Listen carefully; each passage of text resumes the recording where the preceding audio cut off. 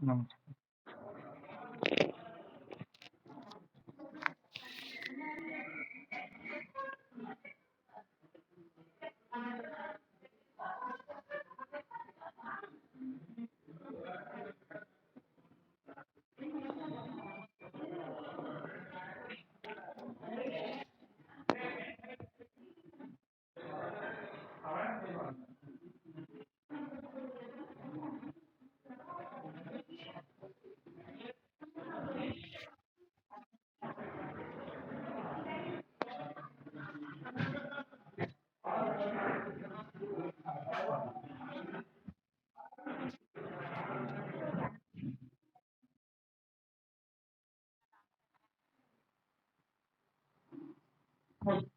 जो पेज जो पेज को पढ़ा रहा हूँ उसका फोटो खींच के भेज दिया हूँ।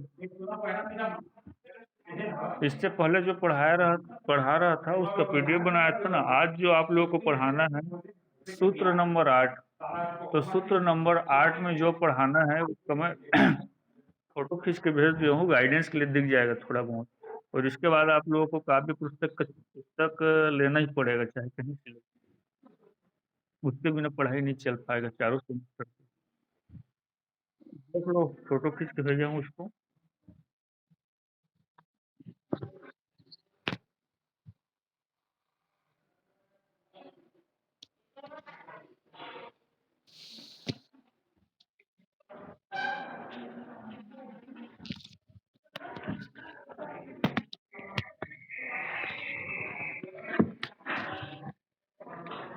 सूत्र नंबर 8,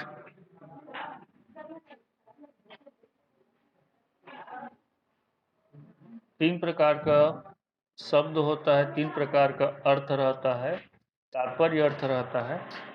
इनको बताने के बाद में सीधा सूत्र नंबर 8 बताया गया है। सूत्र नंबर 8 में लिखा है, देखिए, सर्वेषाम प्रायसो अर्थानाम, सर्वेषाम प्रायसो अर्थानाम व्यंजकत्वम पिष्यति, व्यंजकत्वम पिष्यति। सर्वेषाम मतलब कि सभी में, हाँ, प्रायसो अर्थानाम मतलब प्रायः सभी अर्थों में।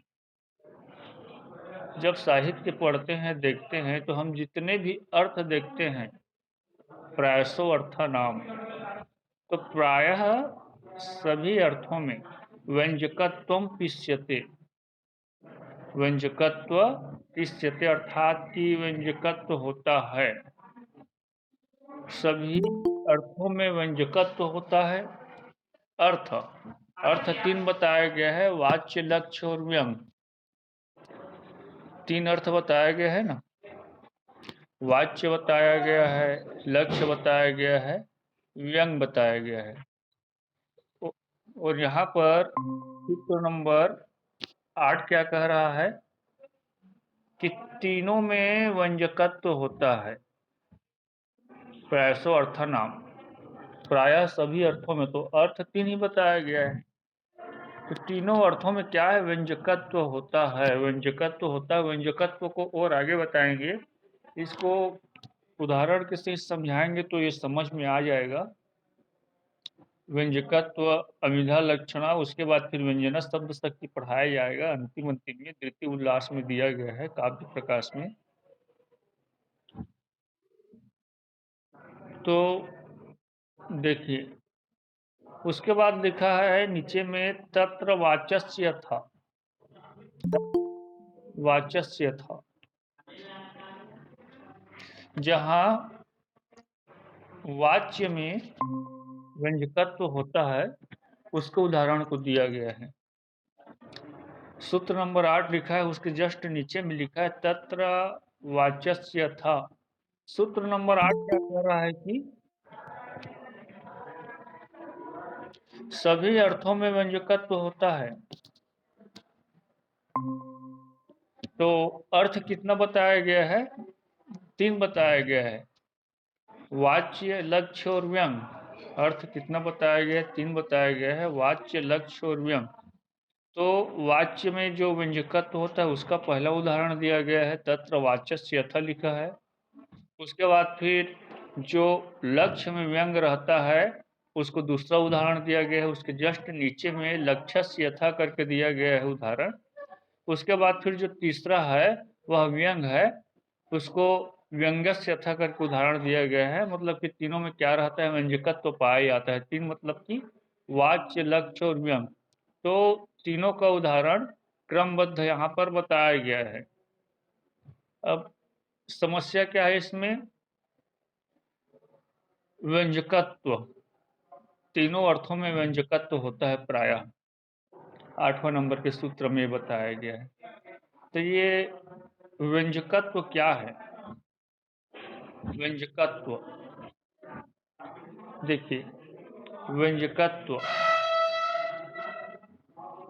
व्यंजकत्व मतलब जो शब्द के द्वारा अर्थ नहीं निकलता उसको हम व्यंजना के द्वारा निकालते हैं। शब्द में अलग अर्थ निकलता है, हाँ, शब्द में क्या है, अलग अर्थ निकलता है।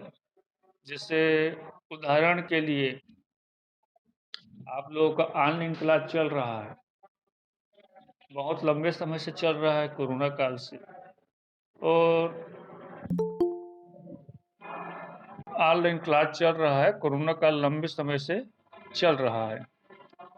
अब वहाँ पर कोई नया छात्र या छात्रा बहुत ही लंबे समय के बाद, कोई नया छात्र या छात्रा बहुत ही लंबे समय के पश्चात क्या होगा, ऑनलाइन में जुड़ेगा, हाँ, 2 महीने 3 महीने मतलब कि लंबे समय के पश्चात में कोई छात्र छात्र ऐसे रहते हैं।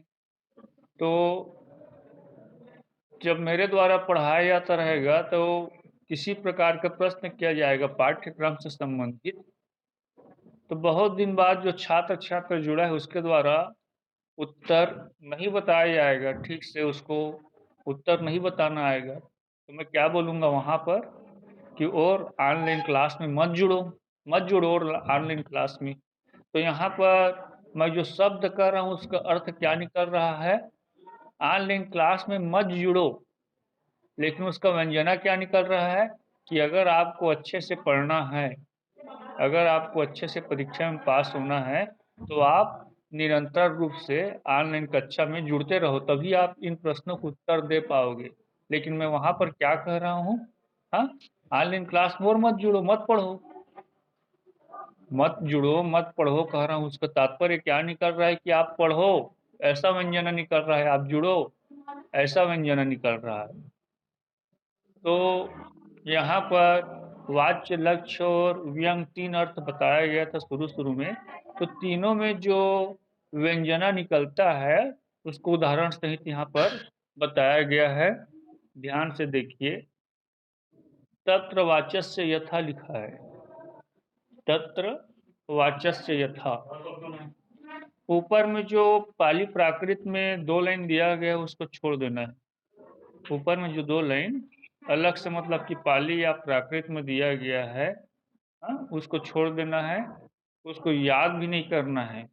उसके नीचे में देखिए जो दिया गया है संस्कृत में, उसको पढ़ना है। दिया गया देखिए, मातगृहो उपकरण मध्य, मातगृहो उपकरण मध्य खलु नास्तीति सांधिता त्वया तद्भ्रम किम करणीयम मेव न वासरा स्थायी। अगर परीक्षा के लिए याद करना है तो इन दोनों लाइन को करना है, क्योंकि काव्य प्रकाश आप लोग पहले बार पढ़ रहे हो, और जो ऊपर में लाइन दिया गया है 6 नंबर करके, वो दोनों लाइन को छोड़ देना है। पाली प्राकृत भाषा में दिया गया है माय घरो अर्णम अज्जहू करके, वरना समझ आएगा ना उसको ये करते। इसमें जो संस्कृत दिया गया है मूल, उसको आप लोगों को परीक्षा के दृष्टिकोण से क्या करना है, तैयारी करना है। तो देखिए, जो पहला है वाच्य में व्यंजकत्व होता है उसका उदाहरण क्या है, वाच्य में जो व्यंजकत्व होता है उसका उदाहरण है। अब यहाँ पर क्या कहा गया है, मात गृहोपकरण मध्य खलु नास्तीति, नास्तीति नहीं है, क्या नहीं है, मात गृहोपकरण मध्य, माता गृह का जो उपकरण है, हाँ, गृह का जो उपकरण है, मतलब कि घर में जो रहता है उपकरण, क्या? चावल, दाल, आटा, मतलब जो खाद्य पदार्थ की सामग्री जिससे भोजन इत्यादि बनाया जाता है। हाँ, मात गृहो उपकरण मध्य खलु नास्तीति, नास्तीति खलु कुछ भी नहीं है, मतलब कि हाँ, मात मतलब कि माता जी या हे माता। हाँ, गृहो उपकरणम, घर का उपकरण, गृहोप उपकरण अर्थात कि घर का जो वस्तु रहता है, खाद्य सामग्री रहता है, वह नहीं है। ठीक है, आगे क्या कह रहा है, देखिए, साधितम त्वया, साधितम तया, अर्थात कि आपको यह मतलब कि संशोधित कर दिया, साधितम त्वया अर्थात कि तुमको या आपको यह बता दिया गया है। क्या बता दिया गया है कि आज घर में किसी प्रकार का सामग्री या घर के उपकरण नहीं है। हाँ? अभी क्या बर्थडे के उल्टा एमन खवाती साहब मंगा, एमन खवाती साहब मंगा। हाँ ना, हाँ हाँ, हाँ। उतना खर्चा हो गया देखा है। ले मैं ले आते हैं तो 5 मिनट बस। तो आपको उसको बता दिया गया है माते, आपको बता दिया गया कि क्या बता दिया गया कि घर में कुछ साधन नहीं है। घर में क्या है, खाना इत्यादि बनाने का कुछ साधन नहीं है। आगे क्या लिखा है देखिए, तदभण किम करणीयम में न वासरा स्थाई, तब मुझको क्या करना चाहिए।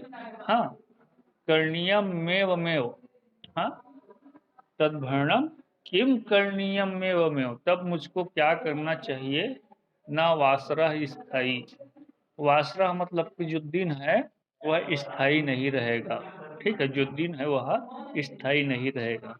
क्या कह रहा है अपने माता जी को कि घर का जो भी सामग्री है, सामग्री मतलब कि जो अन्न, दाल, सब्जी, आटा इत्यादि रहता है, वह सब समाप्त हो गया है। यह बात मेरे द्वारा बता दिया गया है। अब आप ही बताइए कि दिन ऐसा या इस प्रकार तो नहीं चलता रहेगा। हाँ, दिन इस प्रकार से नहीं चलता रहेगा, तो क्या करना चाहिए।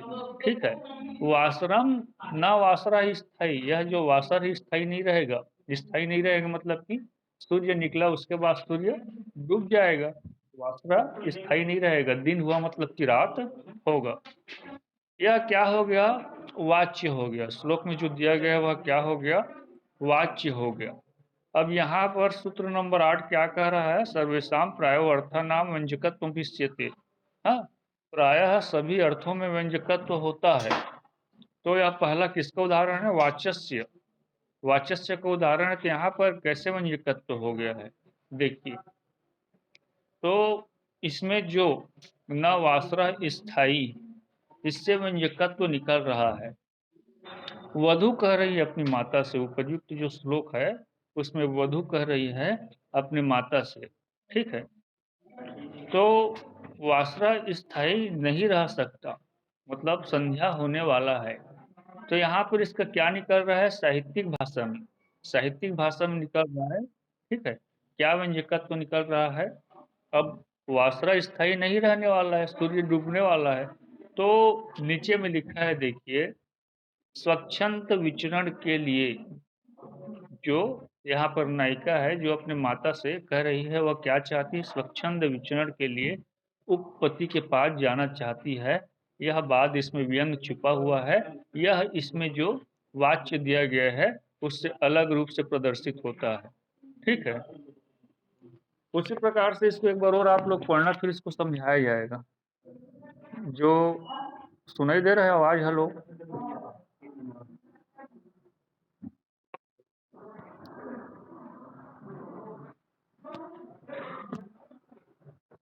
हेलो, कौन कौन हो क्लास में? अनुराधा, लता, नीतू, राजकुमारी की किस? हाँ, तो इसको और एक बार पढ़ के देखना आप लोग, ठीक है ना। हाँ, इसके बाद फिर आगे और हम लोग क्लास लेंगे, तो इसमें जो लक्ष्य का दिया गया है और व्यंग जो दिया गया है, जो है उसको बताया जाएगा। एक बार इसको देख लो, है ना। तो मैं आगे बता रहा हूँ एक मिनट में।